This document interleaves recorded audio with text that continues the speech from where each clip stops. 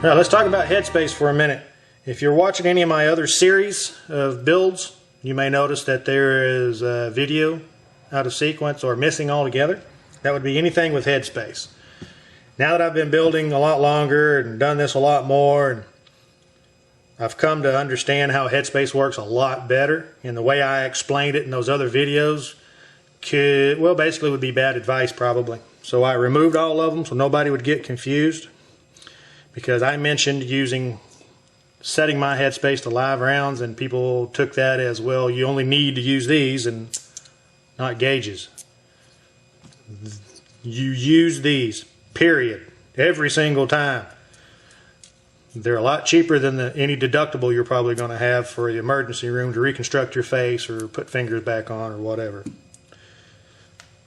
Some people will have a conniption.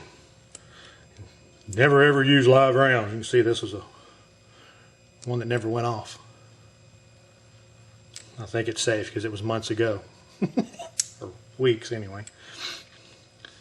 But in order to check, what you want is for the go gauge to be nice and snug where it takes some pressure, and the no-go will be exactly that. It will not go whatsoever. That will make it actually more loose with the live rounds, or with actual rounds. The go gauge should be much tighter than what these actually turn out to be. So what you want to do is have a stripped bolt like this.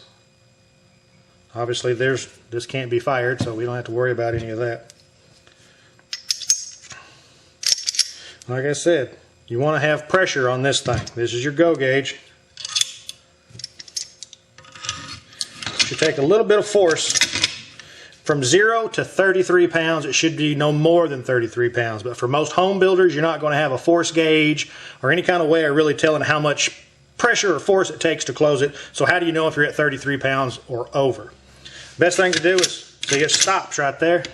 But if I put some pressure on it, it goes into lock, and I can pull it out. Snaps in, but I can pull it out. If I have to hammer it back out, it's too tight. But it should be nice and snug on your go gauge. Now the no-go obviously is what it says. No-go. No matter what you do, I'm not going to go. So that's good. Like I said, your go gauge should be snug. You shouldn't have to hammer it in there. You shouldn't have to slam it in there. And you shouldn't have to hammer it or slam it back out. Just go up there, some pressure, it snaps in. And then you should be able to pop it back out like that with your go gauge. Now, we'll go ahead and show you what it looks like with live rounds. Here's a brass case. Like I said, everything's safe.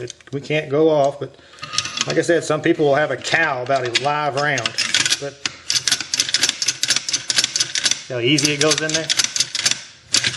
This means everything is set at the optimal setting, or whatever you want to call it. Here's a Tula steel case. Nice and easy. Like I said, your go gauge should be snug. There you go. But if you have to hammer it, it's too tight. That's all it takes.